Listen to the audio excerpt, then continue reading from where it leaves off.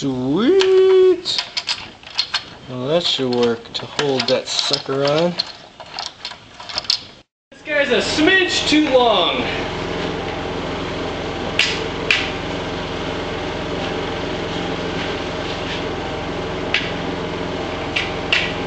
Hey.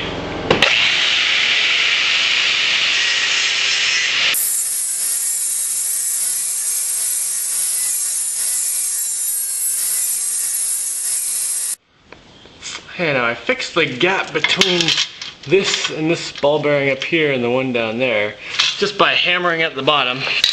But now I have to put something down here, some kind of collar that'll keep this whole thing from sliding down. Obviously more than I had before. So there's this collar right here, and I'm thinking I'm going to drill a hole through it and put a steel rod right through so it won't be able to move. This would have been way easier to do before it was on the robot. Now I have commented before about how cool it is that Rigid, the company that makes this nice beautiful drill, has a warranty policy where they will replace anything including batteries. I remember reading this when I was in Home Depot on the little sign and I was like, oh my gosh, I'm only buying Rigid stuff from now on. That's awesome. Anyway, I've got a battery here and this little blinky, where is it? Oh, you can't even see it. That little blinky red light up there? Oh yeah, that little blinky red light means that the battery won't charge anymore. So, I'm about to put these Rigid jokers to the test as soon as I get their phone number. I'm going to call them and see if I can send one of these batteries in and get a new one. I texted Deshana and got Rigid's phone number.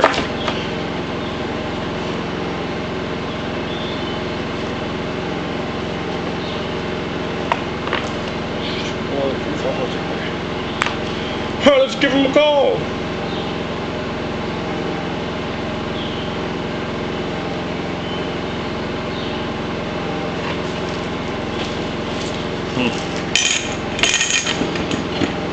Oh, automated. Oh, hold on. Apparently, I need to have my receipt, which I'm sure I don't have from when I got the drill. I need to register and stuff. You know, when I got my warranted Fisker's axe replaced, I just called them and they sent me a new one. They didn't ask for anything, they just trusted me. Paperwork.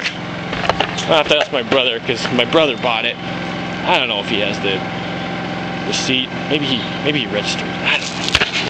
Alright, I'm gonna have to put the drill thing on hold until I can figure out if it's registered and what the deal is. But I had to take a bunch of stuff apart over here so that I could get to this hole I'm trying to drill through the thing. And I'm gonna go do that. Put the camera down. Oh great, I just snapped a drill bit. Well, I was gonna use the back half of this drill bit anyway to jam in that hole because I don't have a steel rod that's the right size, and this drill bit's about 400,000 years old and it's rusty anyway. So I guess that's not too bad that it broke, since I was going to cut it up anyway. But now I have to get the piece out of there and finish the hole. Oh, I should mention that I already got through the hole before I snapped the drill bit, so it was easy to poke it back out from the other side. For a second I was just trying to jam this in the hole so I could mark where I have to cut it. Then I realized, duh, I have another one of these things right here. I just measure it on there.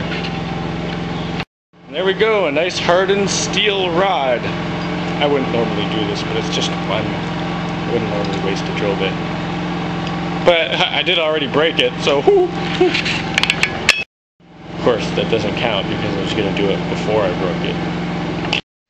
It took like an hour of wrestling, but it's all in there, put back together. I had to like do some shenanigans to get things to fit real snug, because they need to fit tight. Someone asked me to explain how the spring things worked, so I'm going to do that. Right now, hold on, let me back up. Whoa! Alright. Right now he's off the ground, as hopefully you can see. Except it's dark in there and bright out here. But let's go inside.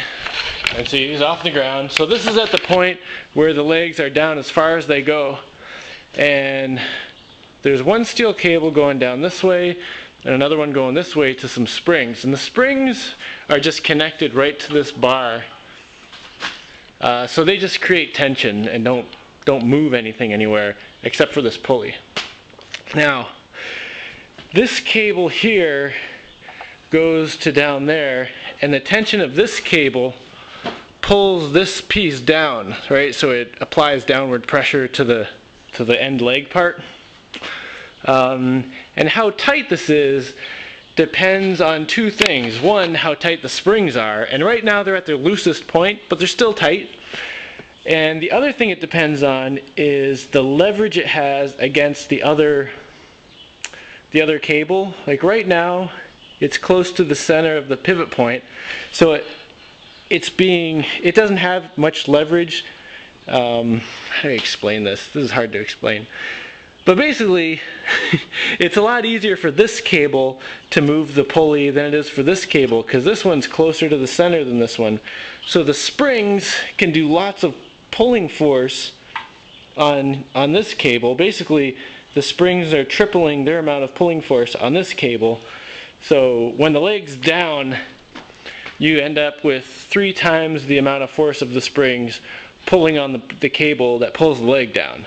Now I have to get it in the up position and show you how this changes. Remember, right now the spring is on the wider part of the pulley, and the puller is on the thinner part, the smaller radius. Before I put it down though, I have to do this test. The weight test. It makes me real nervous. But based on what I've previously done, hypothetically speaking, it should be able to hold my weight right now. So even though emotionally I don't feel like it will, logically, rationally, it should be able to. So I'm just going to cover myself and hope nothing flies off. And okay.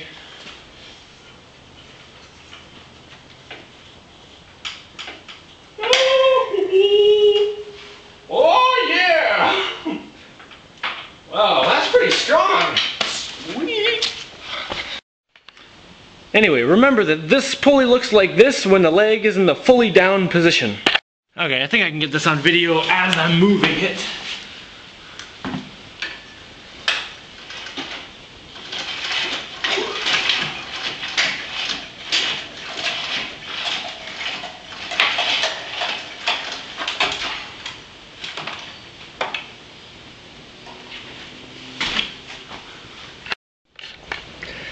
Now this is just past the halfway point when the leg is going up, and it's just passing the other legs, and you can see the transition where this cable up here was on this really wide radius part, but as this turned, it ended up in this shorter radius, and as this part's coming around, is taking the bottom cable and moving it out to a wide radius.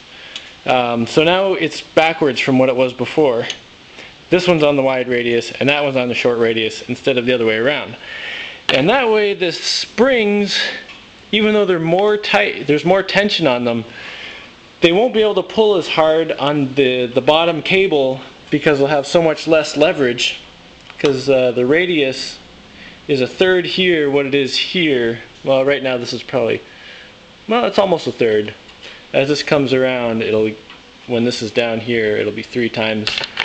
But in a nutshell, that's how the spring thing works. I hope that was understandable. And because there's less tension on this, when the leg is up, it won't pull the leg down so much, which is, see, it's nice and loose now, which is what we want, because I don't want the leg pulling down when it's in the up position. Ah, and talk about not awesomeness. My cables are starting to wear through. I guess the washer's cutting into them too much. Yeah, on that note, I think I'm done for today.